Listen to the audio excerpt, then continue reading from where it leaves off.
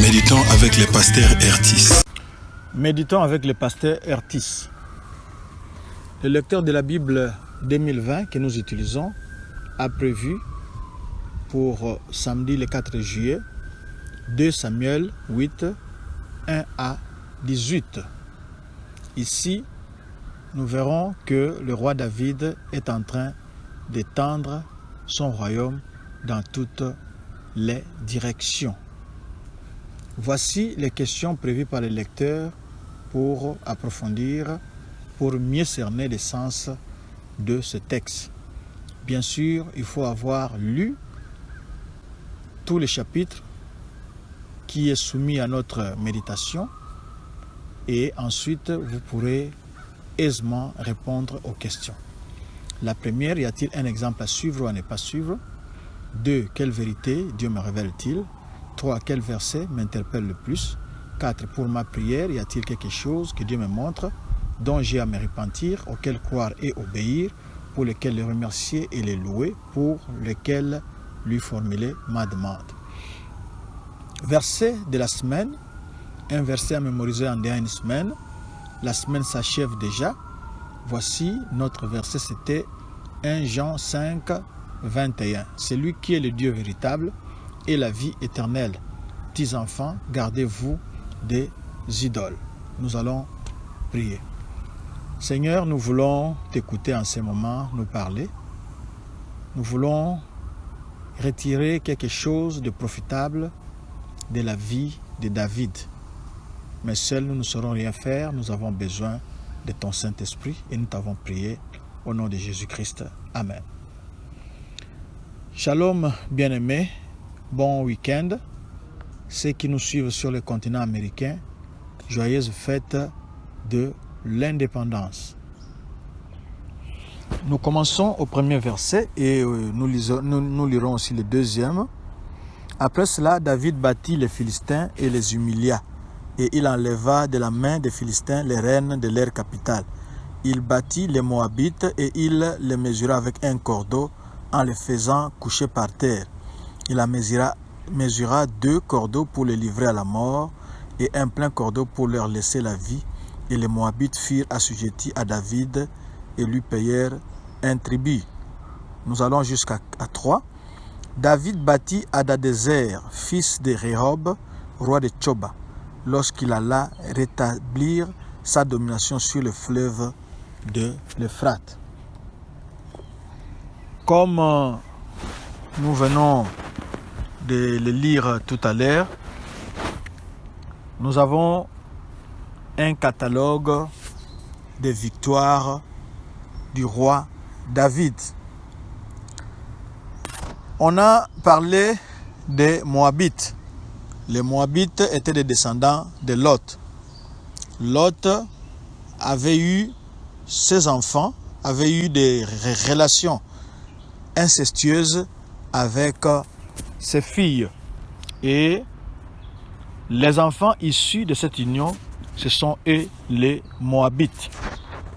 Nous allons signaler aussi une chose, que Ruth, l'arrière-grand-mère du roi David, était originaire de Moab. Et David, quand il s'était senti menacé, avait caché, il s'était senti menacé par le roi Saül, avait caché ses parents de ce côté-là. On nous parle du roi Hadadézer. Ici, nous voyons l'accomplissement de la promesse faite à Abraham en Genèse 15, 18.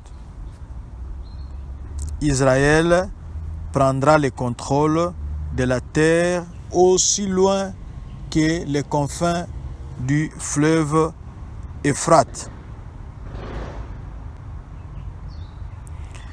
On nous a parlé d'autres ennemis, ce sont les Édomites. Les Édomites étaient des descendants d'Ésaü. Nous savons que Ésaü était le frère jumeau de Jacob qui est devenu Israël. Au lieu que ces deux peuples puissent s'entendre parce qu'ils sont issus des frères jumeaux, mais les Édomites étaient devenus des pires ennemis d'Israël. Alors ce sont les ennemis que Dieu, dans sa fidélité, a voulu qu'il avait promis à David dans 2 Samuel 7, 10 à 11, et il a accompli sa promesse ici. Toutes ces nations sont soumises à David. Et certaines nations ici ont commencé même à payer les tribus. Les tribus, c'était une taxe qu'on avait levée pour supporter le gouvernement d'Israël. Et cette taxe-là aussi symbolisait que la nation qui est conquise est sous le pouvoir, sous le contrôle d'Israël. C'est ce que nous pouvons lire dans les versets 5 et le verset 6.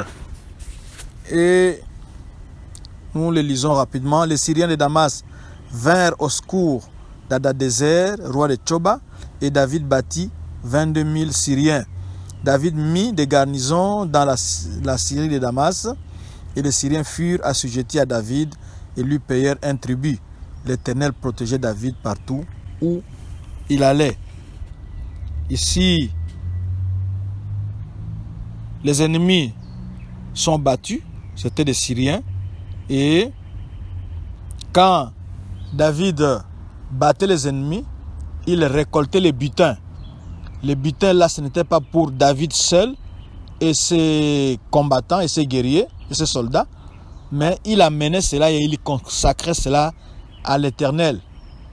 Nous pourrons voir dans la suite que son fils Salomon, qu'il avait remplacé au trône et qui devait bâtir un temple pour l'Éternel, qui devait bâtir le temple de l'Éternel, ce sont ces butins de guerre que son père avait consacrés à l'Éternel. Ce sont ces butins de guerre que Salomon a utilisés pour la construction du temple. Mais nous venons de lire une phrase importante vers la fin du verset 6. L'Éternel protégeait David partout où il allait. Et cette phrase-là, comme un leitmotiv, comme un refrain, va revenir aussi au verset 14. Il mit des garnisons dans Édom, il mit des garnisons dans tout Édom, et tout Édom fut assujetti à David. L'Éternel protégeait David partout où il allait. Quand le roi David avait vaincu Hadadézer, il y a eu Toi, qui était roi de Hamath. Quand il a appris cette bonne nouvelle pour lui, c'est comme qui dirait: les ennemis de mon ennemi sont mes amis. Alors, le roi Toi était ennemi d'Hadadézer.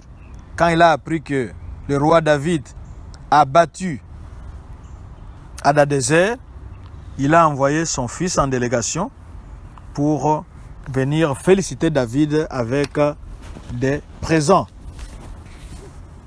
Il a envoyé son fils Joram vers le roi David pour le saluer et pour le féliciter d'avoir attaqué Hadadézer et de l'avoir battu. Ça, c'est au verset 10. Joram n'est pas venu main bredouille. Il avait apporté des vases d'argent, des vases d'or et des vases d'airain. Et le verset 11 nous informe que le roi David les consacra à l'Éternel, comme il avait consacré aussi d'autres choses.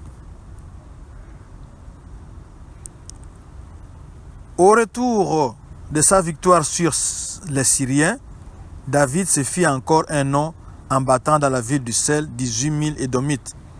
Ça, c'est ce que nous avons dit. Ce sont les ennemis d'Israël qui ont été battus.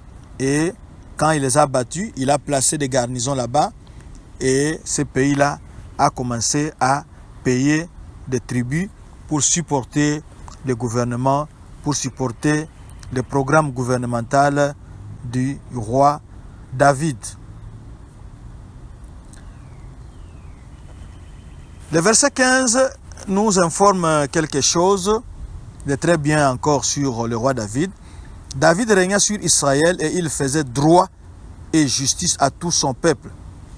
Nous voyons ici David qui faisait droit et justice. La justice élève une nation.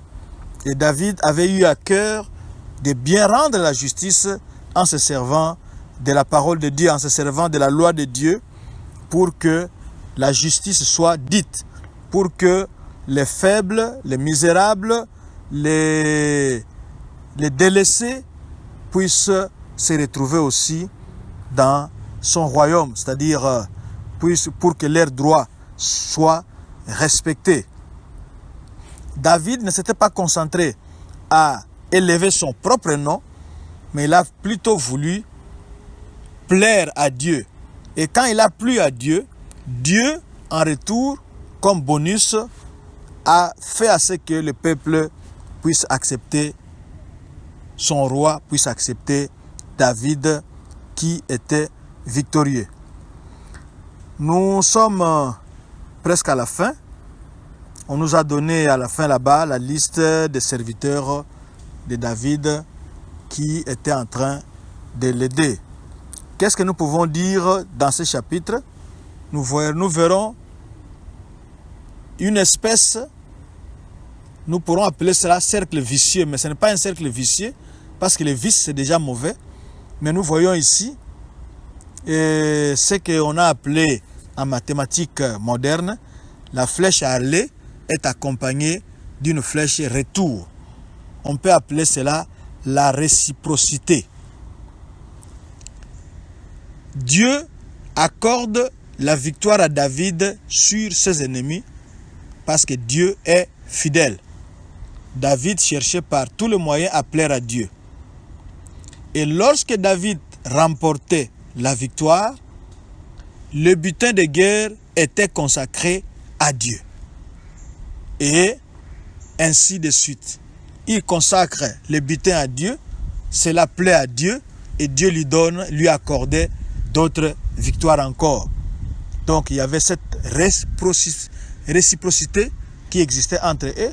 Il y avait la flèche aller de Dieu qui provoquait la flèche retour de David et vice versa. La flèche retour de David, la flèche aller de David qui provoquait la flèche retour de Dieu. David donne le butin, consacre le butin à Dieu, Dieu lui accorde la victoire. Nous voyons ici comment la provision de Dieu peut nous aider à être encore plus fidèles, à être des gens, des personnes qui dépendent de Dieu, qui reconnaissent que ce que nous avons, notre victoire, nos biens, tout ce que nous pouvons nous faire valoir provient de Dieu. Donc, je dois les consacrer à Dieu, je dois les mettre à la disposition de Dieu. C'est vraiment un exemple à suivre, une bonne leçon à retenir. Qu'est-ce que vous pouvez rendre à Dieu maintenant, à part le fait de lui dire merci? David ne s'était pas contenté de dire simplement merci à Dieu, mais il posait des actes qui montraient sa foi. Quel acte pouvez-vous poser dès aujourd'hui? Que Dieu vous bénisse, nous allons prier. Seigneur, merci pour l'exemple de David. Il était un homme, il avait des besoins, mais il n'oubliait pas de te consacrer les dépouilles, de te consacrer les butins de guerre, parce que si il a pu vaincre à la guerre, c'est parce que toi, tu étais devant et derrière, comme avant et arrière-garde, tu les protégeais, tu combattais pour eux et tu les rendais victorieux. Tu accomplissais ainsi aussi toutes les promesses que tu avais faites à Abraham et à David. Merci ô Seigneur, parce que tu es le même Dieu, tu n'as pas changé. Tu le fais aussi à nous. Laisse que ton Esprit Saint nous rende malléables et nous accorde la grâce de te reconnaître dans toutes nos voies et de te rendre les actions de grâce accompagnées de tout ce que tu nous donnes dans notre travail, dans notre vie de chaque jour. Que la gloire te revienne au nom de Jésus-Christ. Amen. Voici notre adresse www.église.doxadeo.com, sur Facebook Doxadeo Lushi, sur Twitter et YouTube Doxadeo Lubumbashi. Shalom, shalom et bon week-end.